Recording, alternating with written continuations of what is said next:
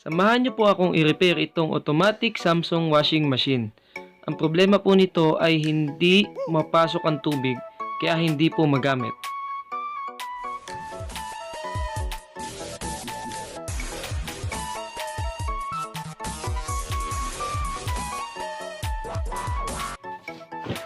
Yan guys, tuturo ko naman kung paano pagtanggal ng solenoid valve. Kasi ito, defective na, papalitan natin ngayon. Kailangan nyo lang medyo itulak itong mga nandito sa ibabaw, yung apat. Kita nyo po yung apat na parang ngipin. Tutulak nyo lang po yan hanggang sa maging ganito. Tapos unti-unti nyo iangat gamit yung flat screw. Unti-unti lang kabilaan, ganyan. Ngayon pag nakaangat na siya, ikutin nyo lang po. Yan. Yan na po yung solenoid valve natin. Ito yung papalitan natin ngayon, guys. Yan. Yan. Paghahanap muna ako tapos pakita natin ulit kung paano naman ikakabit. A few moments later. Ito na po yung nabili ko na pyesa na ikakabit ko na po. Papakita ko din sa inyo kung paano naman yung pagkabit at paglipat ng bagong bili.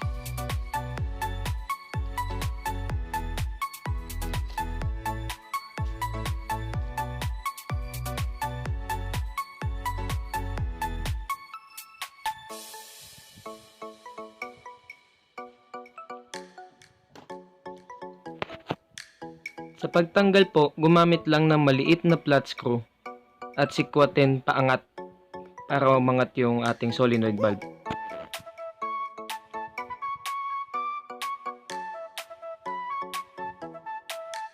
Kailangan lamang dahan-dahanin ang pag-angat upang hindi ito masira.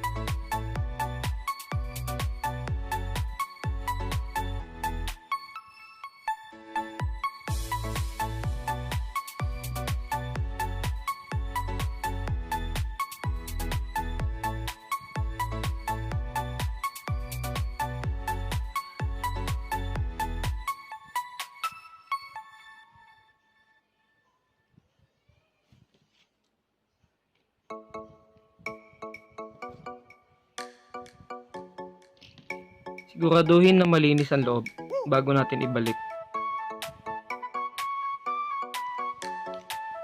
Pwede na natin ikabit ang solenoid valve sa kanyang housing assembly.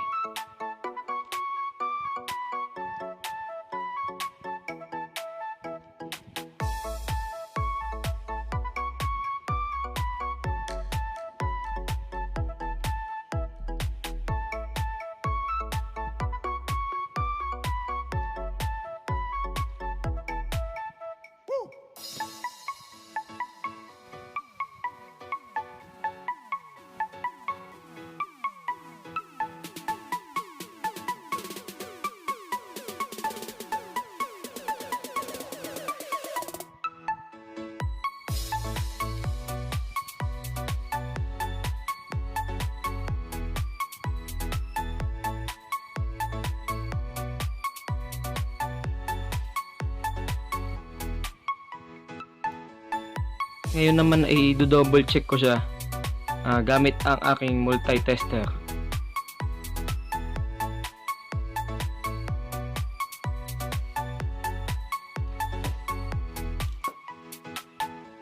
I-visual check ko na din para malaman kung meron pang mga duming naiwan. A few moments later. Ngayon naman ay kakabit na natin ang solenoid valve assembly.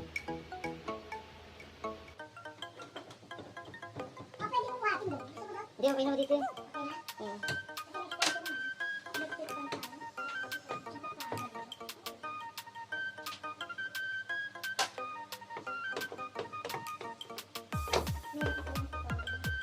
Bago lang ho, itong ano lang, lockdown, nung nag-lockdown, kumuha ako ng mga video ng tutorial.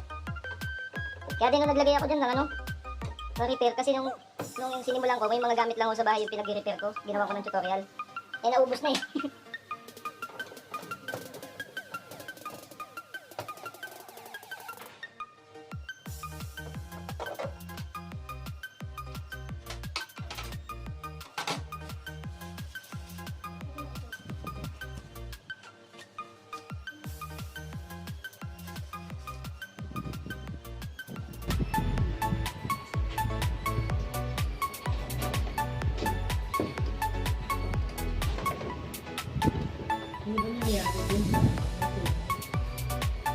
Di yun, sa katagalan na ho yun, talagang bumigay na.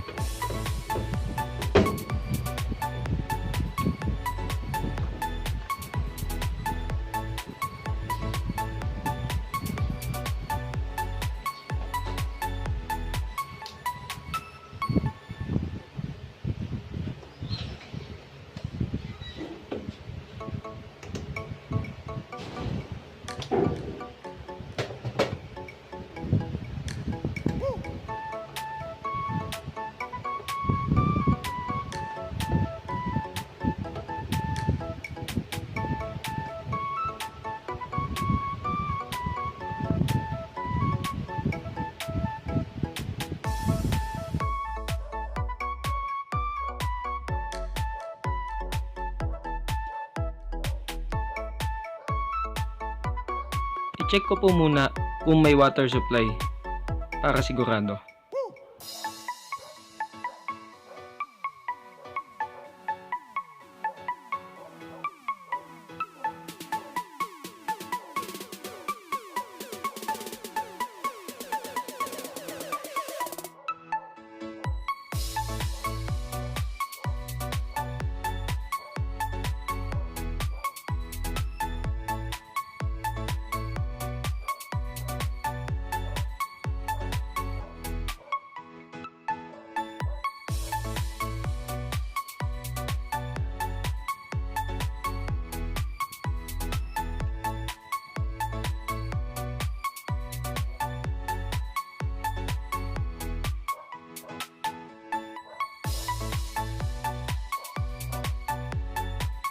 Saksak na natin ang power plug sa power outlet.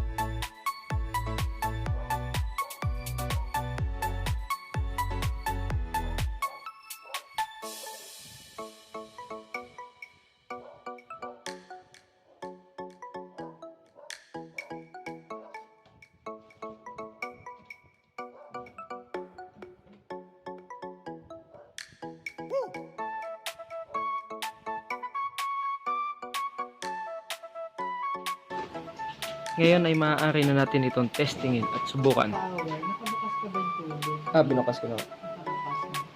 Power. Tapos, water supply sa cash water supply. Hindi na ako madali dyan. Water level ba susunod? Water level? Ano susunod sa power? Ay, yung normal na paggamit Nagwa-washing nyo. ka. Tapos, start. Start ko.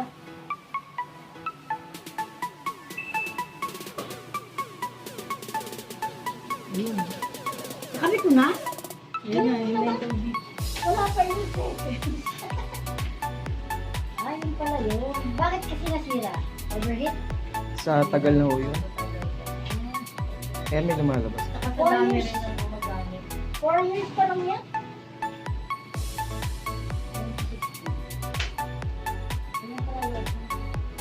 Hmm.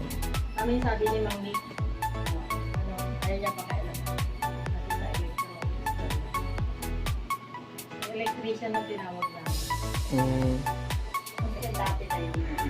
Dati na kasi yun, electrician, water supply na. Hmm. Ano yung supply na? Ilagyan na natin ang galit. Pwede. Pwede na. Oo. Takip na lang naman po. Pagdating na lang ng boys, saka natin paano? Habang trial pa kasi yan. Trial pa ba? Trial pa ba yan? Oo, okay Yes, na yan. okay na po yan. Okay na yan. Pag nagka-problema, tawagin nyo lang po. Taas na natin. Pero okay na yan. Kailangan mo na rin. Mga tuwalya. Ano yung naman tuwala din eh? Malinis yun. Hindi na naman doon. Eh, Pinasampay ko ng gano'n para matuyo agad. ay, yan. Oo. Ewan kung ano ginamit ka sa akin. Pwede bang gawin to? Wala akong gagawin. Meron mamaya pa naman. Hindi pwede mo maiwanan kung ano. Nandun sa dulo, pagpapagawa ng aircon. Pwede naman sa spare na oras mo lang. Ay, pag tumuturo, marunong ka. Marunong ka. Hindi? Pag tumuturo ito, marunong ka. Sabi niya. Ayun, madumi po yun.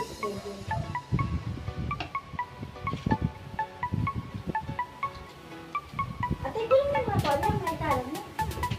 Kaya lang.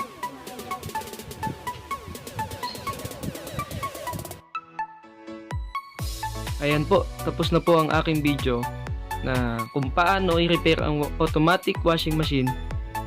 Ang sira niya ay hindi pumapasok yung tubig.